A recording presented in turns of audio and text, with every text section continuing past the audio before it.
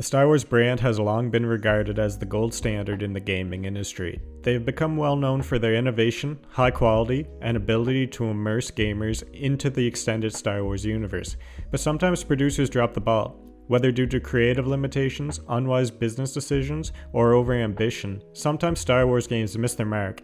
This video will examine the decision-making process regarding Star Wars Battlefront 2 and attempt to portray an alternative timeline in which better decisions were made. If you enjoy this type of content, hit that like button, leave a comment, and be sure to subscribe as it helps the channel out a lot. Thanks, and let's get started.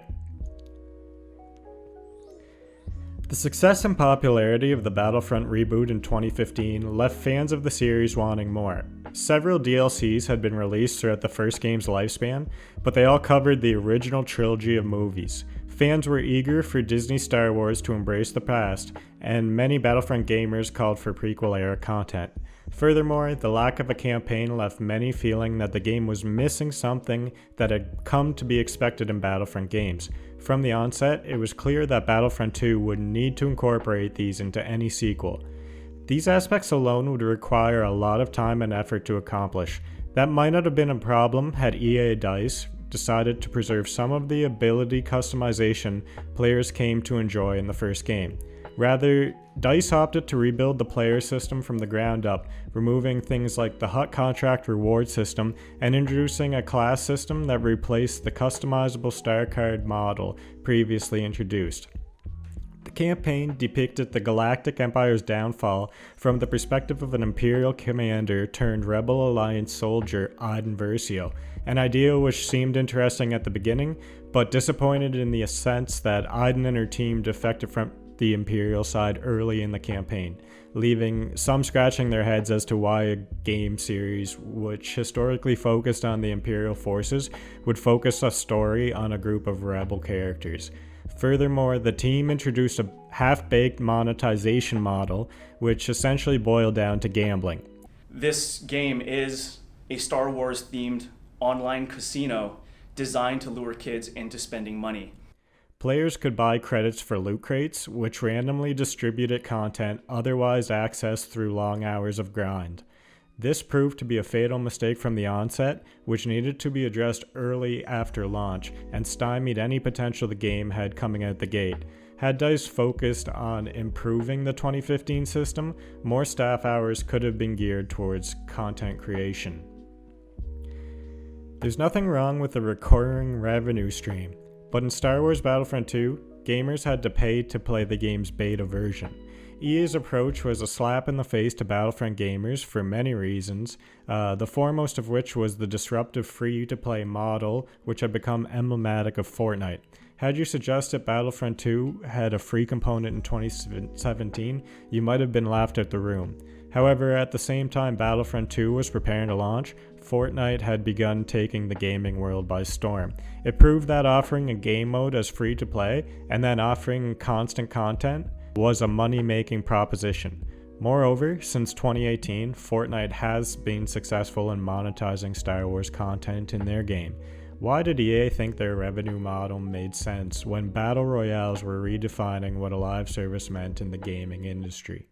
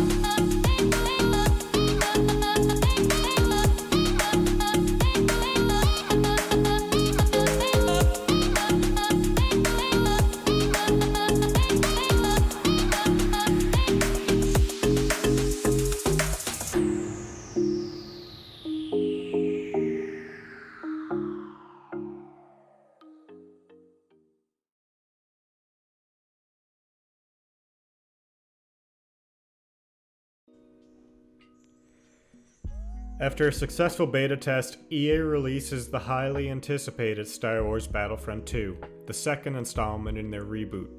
Fans are excited to play a long-awaited campaign, centered around a cadre of stormtroopers on the run from the emerging rebel movement.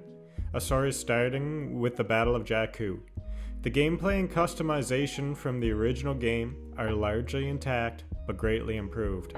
Heroes are removed and replaced with battle points, which allow players to access reinforcements and hero classes.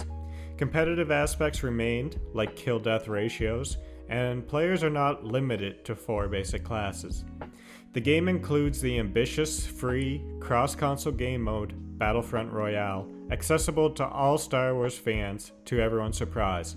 Citing Epic Games' success, Dennis Brandval, lead designer at DICE, convinced executives that offering a free game mode could bolster revenue. The executives agreed to his bold new cosmetic purchases approach, which replaced their planned loot crate system. Dennis's shrewd business mind inevitably saves the DICE team from hundreds of hours required to strip the shady loot box system after launch, immediately bolstering the studio's potential to produce fresh content. Additional revenue allows for more developers to stick with the game. This increase in workforce allows DICE to have content drops more readily available well in advance of release dates and allowing for more testing and better communication. With a successful launch under their belt, the first order of business on DICE's checklist is content for The Last Jedi season, in an attempt to cash in on the newest installment. The movie proves to be controversial, but due to the introduction of a combination of new maps, heroes, cosmetics, and a second campaign installment that fills in some of the movie's plot holes, Battlefront 2 has been rewarded a healthy jump in its player base. By the end of December, EA reports well over 10 million units sold, crushing sales expectations. Pleased with the success, Disney urges EA to double down on their efforts with the game. A team is hired to rework lightsaber combat, and a fix is released without any game-breaking glitches. The Emperor never leaves the game, the DC-15LE glitch is caught in testing, and balancing requests from the fanbase are adhered to much more quickly.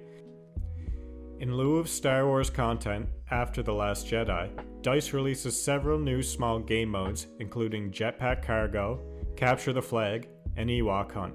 Return of the Jedi skins for Leia and Lando are also introduced. These new game modes satiate the player base until May, when a new Star Wars movie, Solo, A Star Wars Story, is released. With Solo, several new skins are released for existing heroes and villains. In contrast, 2 new heroes, Kira and Dryden Voss, are introduced, maps for Kessel and Jabba's Palace, and a reintroduction of the game mode Extraction. Solo turns out to be a bit of a flop in the box office, and Battlefront notices a decline in interest. However, many free players are intrigued with the new content, and some are convinced that purchasing the full game is worth the price. Although people's patience for Disney Star Wars has started to wane, Dennis has a card up his sleeve. For months, gamers have been vocal about their desire to see prequel characters in Battlefront, a throwback to the originals. DICE and EA have been quiet on the subject until this point. Still, in June of 2018, Dennis makes a major announcement outlining a Clone Wars season, which over the course of 9 months introduces General Grievous, Obi-Wan Kenobi, Count Dooku, and Anakin Skywalker. They also introduce a limited-time Old Man Kenobi skin during their Scarif update a few months later. Next comes The Rise of Skywalker. BB-8 and BB-9E are released as reinforcements. There is a Dark Rey Lightside Kylo event scheduled for December, where Rey and Kylo Ren switch sides. A Darkside Rey skin is available, and Rey is available in the dark side for a month, and vice versa with a light side Ben Solo skin. 8 new Trooper blasters are added to the game with unique methods to unlock each, and 16 new cards are added to increase customization for troopers. Co-op is also introduced to appeal to offline arcade players that want more. Due to popular demand, private matches are added to the game. This brings us to today, where EA is focused on producing Mandalorian season surprises to capitalize on the success of the first Star Wars live-action TV show. So guys, this is our alternate history of what we wish Battlefront 2 looked like from launch. There's so much that we missed. We could have included heroes like Ventress, Ahsoka, or Mace Windu. There's just so much that could have been done with the game. If you have any ideas yourself, leave us a comment down below. If you made it this far, consider subscribing and be sure to hit that like button. Thanks so much for watching, and we'll see you in the next video.